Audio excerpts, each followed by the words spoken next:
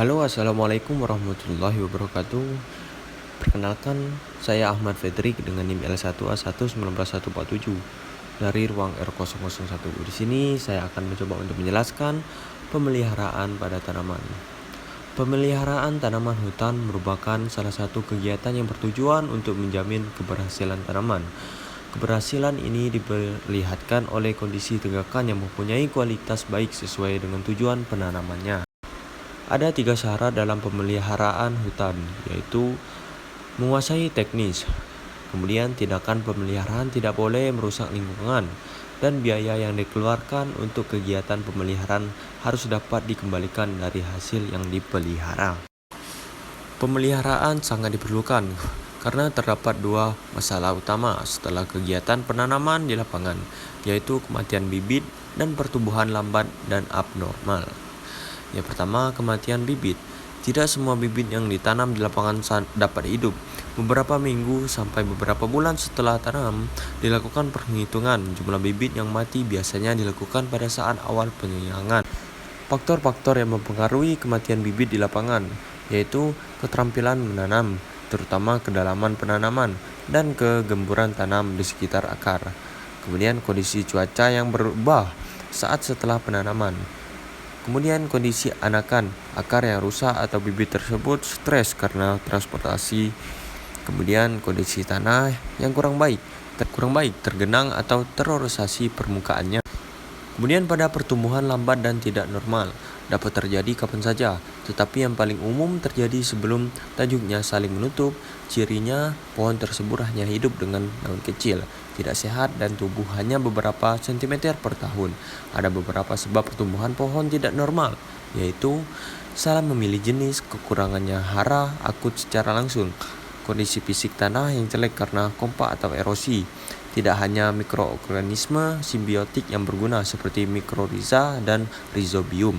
Beberapa jenis mempunyai pertumbuhan yang tidak biasa seperti rumput dan sering terjadi pada Pinus merkusi. Selanjutnya, penyiangan. Penyiangan merupakan kegiatan pembuangan vegetasi pengganggu dengan tujuan untuk menghindarkan persaingan hara, air, dan cahaya. 2 langkah dalam kegiatan penyiangan harus dilakukan, yaitu kontrol gulma di permukaan tanah, meliputi kontrol terhadap rumput, herba dan semak yang secara langsung berkompetisi dengan tanaman baru yang harus dikontrol sejak penanaman pertama.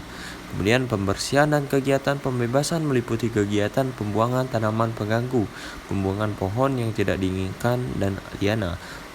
Dengan semakin meningkatnya kegiatan penanaman pohon-pohon hutan di daerah tropis, pemumpukan sangat diperlukan karena pertumbuhan pohon sangat cepat sehingga kebutuhan unsur hara juga tinggi. Rotasi pendek sehingga pemumpukan akan lebih ekonomis.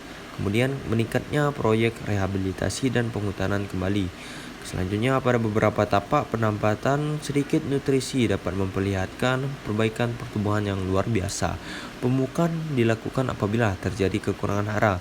Pada umumnya, pohon menunjukkan kekurangan hara dikarenakan oleh yang pertama, tumbuh pada tanah yang kritis. Kemudian siklus hara kurang baik yang disebabkan oleh akumulasi bahan organik sehingga terjadi imobilisasi unsur hara.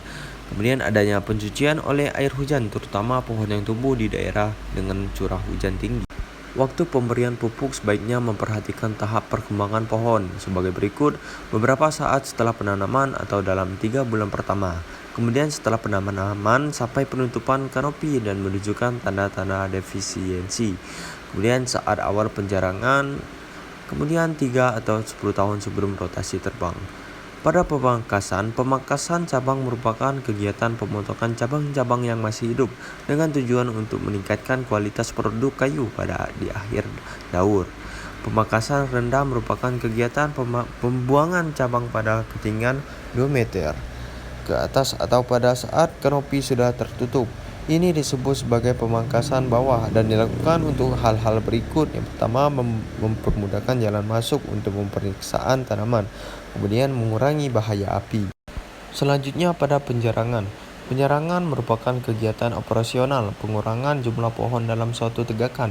Kegiatan penjarangan umumnya dilakukan beberapa tahun selama daur dan dimulai beberapa tahun setelah kanopinya menutup. Secara ringkas, tujuan dilakukan untuk penjarangan dalam suatu ketegakan adalah mengurangi jumlah pohon agar pohon yang ditinggalkan mempunyai cukup ruang untuk perkembangan tajuk dan akar, sehingga perkembangan riap dalam mencapai ukuran yang dapat digunakan dengan cepat. Untuk menciptakan tegakan yang higienis dengan membuang pohon-pohon yang mati karena penyakit, rusak dan mengurangi kompetisi untuk menghindari stres yang akan merangsang timbul penyakit. Kemudian menghilangkan pohon-pohon yang jelek pertumbuhannya atau bengkok, menggarpu dan lain-lain. Baiklah, terima kasih. Assalamualaikum warahmatullahi wabarakatuh.